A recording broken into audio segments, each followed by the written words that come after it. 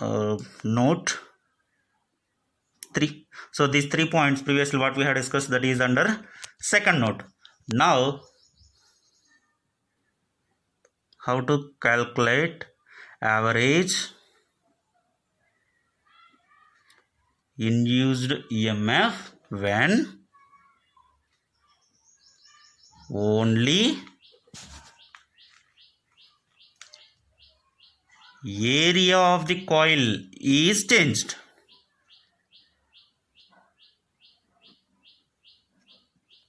Then what is the induced EMF here? Minus Bn cos theta A2 minus A1 by T2 minus T1.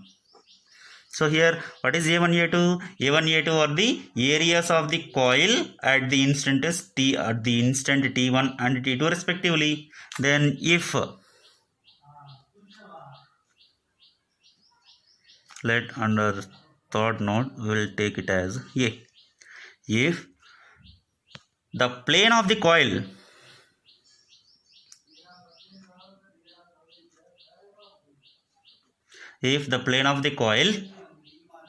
is perpendicular to the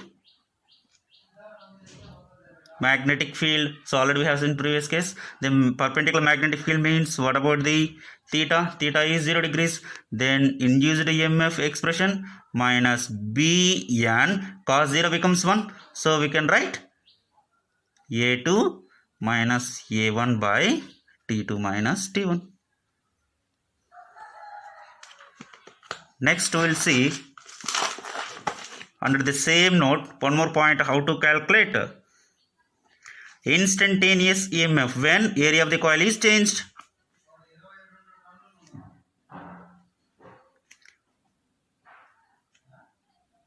Instantaneous EMF in this case is given by,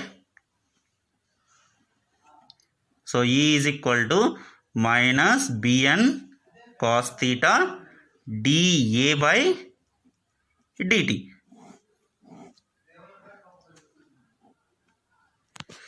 So till now we have discussed how to calculate the induced EMF or average EMF when the flux is going to change, we have seen, or area going to change, or magnetic field is changing. So next we will see under fourth note, if orientation of the coil is changing, how to calculate average induced EMF. Same, average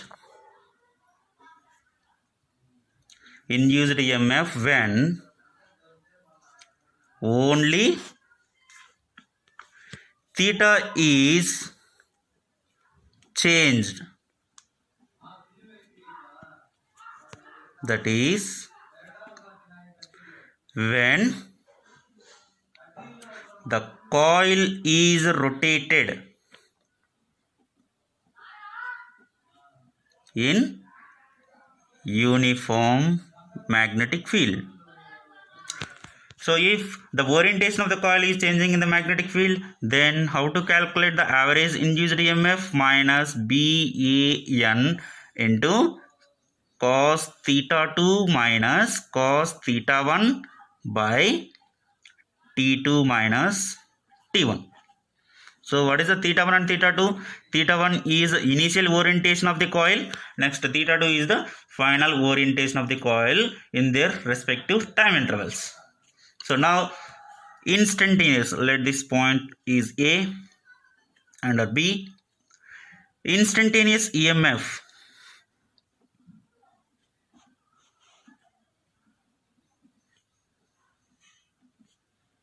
is E is equal to minus Ban d cos theta by dt.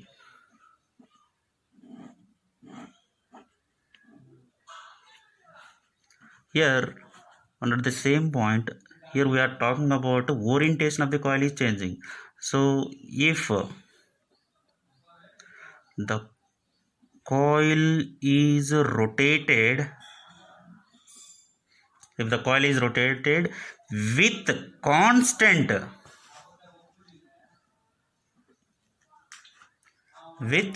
constant angular velocity,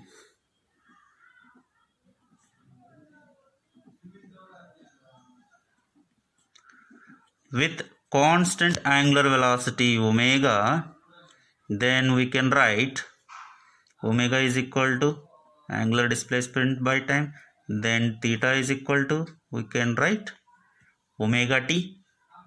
So in this case, induced EMF means average induced EMF minus BAN d by dt of cos omega t. If we apply the differentiation, we will get minus BAN into minus sin omega t into omega.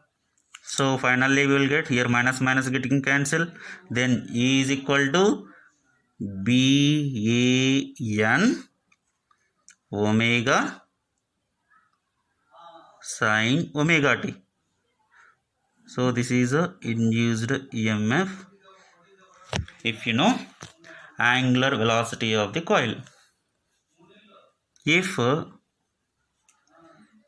omega t is 90 degrees, means the plane of the coil is parallel to the magnetic field, then in this case EMF it will be induced, but that EMF is becomes maximum. This point it is very important, we have to keep it in mind. When the induced EMF produced in the coil is maximum, when the plane of the coil is parallel to the magnetic field. So if the omega t is 90 degrees means, let here that is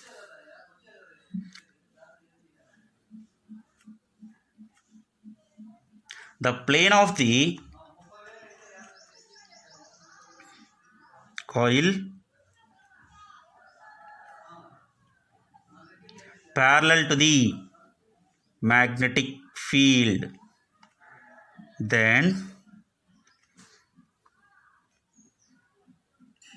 induced EMF is maximum. This maximum induced EMF we can call it as a peak EMF. Peak EMF is nothing but that is maximum EMF. That peak EMF symbol we can write it as E naught. E naught means peak EMF or maximum EMF.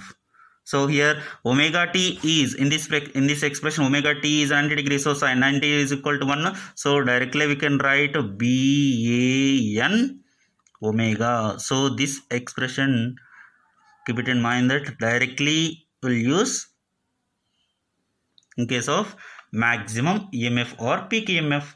So this peak EMF we can write in terms of general induced EMF. So general induced EMF E is equal to, we can write this one, keep it in this expression. So BAN omega is nothing but E naught. So E naught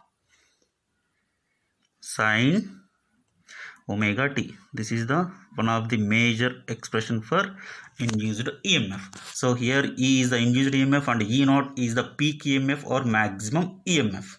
So generally this expression it will be used in the principle of generator. So in the generator again we will derive this equation, E is equal to E naught sin omega t. So here EMF is E and E naught is the peak EMF. So in next video we will see how to calculate the induced current and induced charge.